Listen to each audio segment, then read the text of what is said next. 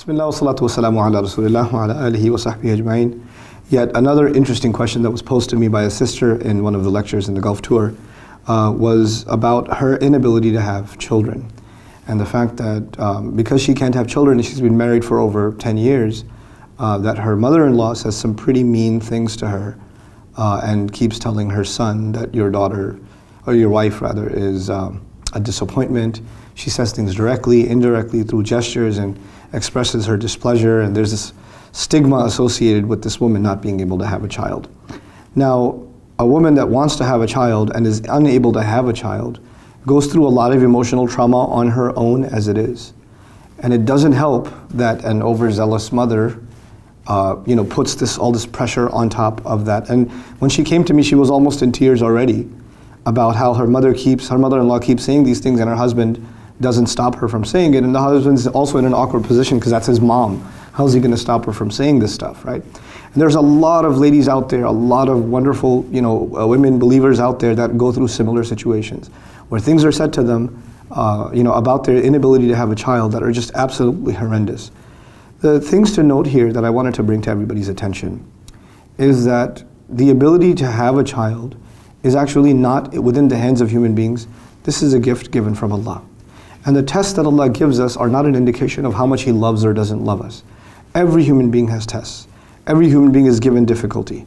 As a matter of fact, you have, prophets that make dua that they would have some child to carry their legacy, and they don't have any children until very, very, very late in their years. So you have a problem of, a test from Allah Azza wa Jalla. In some cases you have prophets that have children, like Nuh alayhi salam has a son. Great.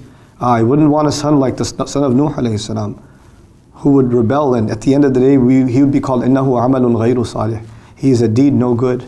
He's something that is no good. He's not even no good son. He's a no good deed to begin with. Such a horrible depiction in the Quran of this young boy or this man.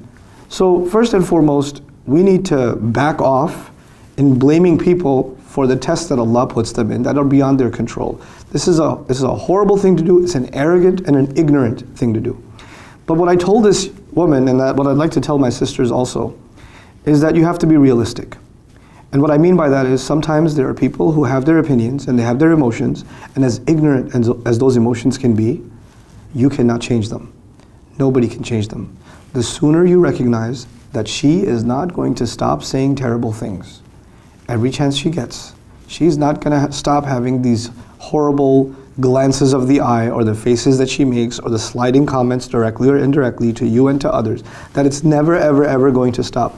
The sooner you internalize and accept that, the sooner you can move on with your life. You cannot change people. Your job in life is to learn to deal with people. Sometimes people are very difficult to deal with, and you just have to deal with them. You will learn to brush off her hurtful words so the moment you stop expecting better from her. Like, you just can't accept that. Maybe this is her weakness. She just can't get over it. And the next time she says it, you just realize where it's coming from and you just kind of let it go.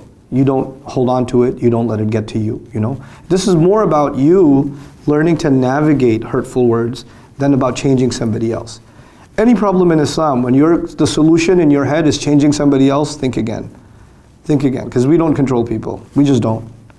All we can do is control and mature the way we think about something. And I feel your pain, I really do. And I feel terrible that you're in this situation. But at the same time, the only way you can have a happier life and not stop thinking about this problem is that you just grow thick skin. And if your husband fails to, and if the husband is listening, my advice to the husband is, listen, you need to pull your mother aside and tell her to stop saying these things. You just need to tell her. Because and this is not disrespectful. Correcting your parents if they're wrong, and they're doing something wrong, they're doing dhulm, they're hurting somebody with their words, is not disrespectful. This is being written against your mother in her account. The angels are writing this as a sin. Why would you want your mother to get in trouble on Judgment Day? Wouldn't you want to save her from that? So you saying, I shouldn't say anything, you're not doing a good deed. This is not a righteous deed. This is you perpetuating a wrong that's happening inside your family. Telling your mother that something is wrong is okay. This is completely okay. You have to be respectful and loving when you do it, but that's it. Just be respectful and loving. and correct it. May Allah Azza wa Jal make you better husbands, make the wives stronger wives, and may Allah Azza wa Jal make the parents more patient and more loving and kind and merciful with the words that they choose. And may Allah Azza wa Jal not hold us to account for the ignorant things that we say and do. Barakallahu li wa lakum. Assalamu alaikum wa rahmatullahi wa barakatuh.